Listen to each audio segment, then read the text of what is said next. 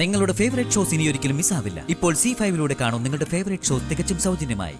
അധികം താമസിയാതെ ഒരു ബോധക്കേട് വന്നു. പെട്ടെന്ന് റോഡിൽ വീണു. അച്ഛാ, എന്നിട്ട് അവിടെ കൂടിയാരോ എല്ലാം ചേർന്ന് എന്നെ എടുത്ത് ഹോസ്പിറ്റലാക്കി. എന്നിട്ടെന്താ അച്ഛൻ എന്നെ വിളിക്കായിരുന്നത്? വലിയ പ്രശ്നമായിട്ടൊന്നും പറഞ്ഞില്ല.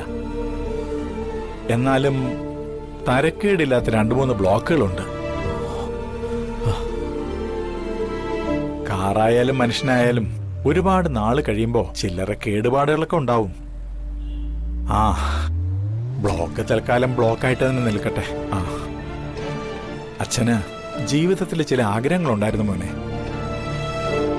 അത് എന്റെ മൂത്ത മോനോടൊന്ന് പറഞ്ഞാൽ കൊള്ളാൻ തോന്നി. അറിയാച്ചാ, അമ്മയ്ക്ക് കൊടുത്ത വാക്ക് പാലിക്കാൻ ഒരു 3 നില കെട്ടിടം, അതല്ല അച്ഛൻ്റെ ആഗ്രഹം.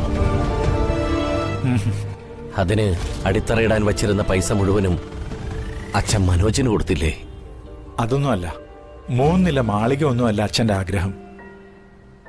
എന്റെ വന്ദനമോളുടെ കല്യാണം, അതും കൂടി കാണണം എനിക്ക്. അതെങ്ങനെ നടക്കാനാ? ജാതകദോഷം മൂലം കല്യാണം മുടങ്ങിപ്പോകുന്നവള് ഒരു സുപ്രഭാതത്തിൽ ഒരു പെൺകുട്ടിയുടെ ബാധ്യത കൂടി തലയിലെടുത്തു വെച്ചാ എങ്ങനെ കല്യാണം നടക്കാനാ?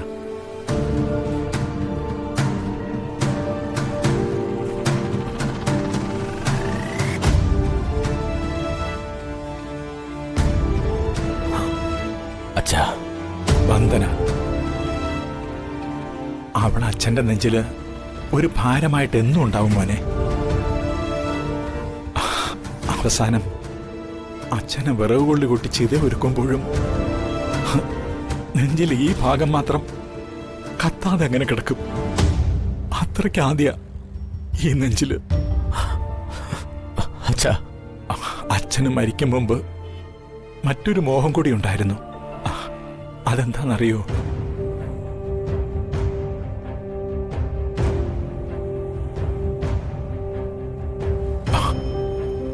ആദ്യത്തെ കുഞ്ഞ് ആൺകുട്ടിയാവുമ്പോ അച്ഛന്റെ മനസ്സിൽ ചില മോഹങ്ങളൊക്കെ ഉണ്ടാവും. അവൻ വളർന്ന് ജോലിക്കാരനാവുമ്പോ ആദ്യത്തെ ശമ്പളത്തിൽ നിന്ന് ഒരു 100 രൂപ കൈനീട്ടി വാങ്ങാൻ ഏതൊരച്ഛനും കൊതിക്കും.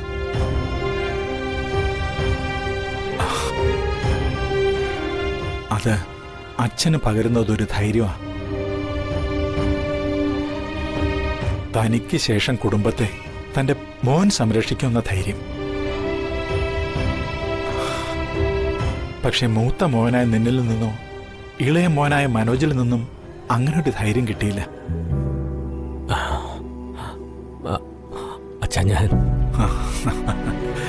അച്ഛന് സങ്കടമൊന്നുമില്ല മോനെ. മാമ്പൂ കണ്ടും മക്കളെ കണ്ടും കൊതിക്കരുതെന്ന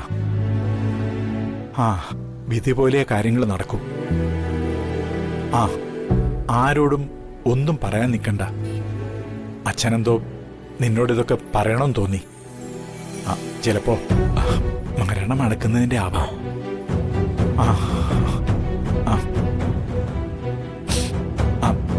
നീ പൊക്കോ. അച്ഛാ, നമുക്കൊരുമിച്ച് പോവാം. വേണ്ട മോനെ, അച്ഛൻ 1-2 പേരെ കാണാനുണ്ട്. നീ പൊക്കോ. ഡൗൺലോഡ് ചെയ്യൂ C5 ആപ്പ്. കാണൂ എല്ലാ എപ്പിസോഡുകളും സൗജന്യമായി.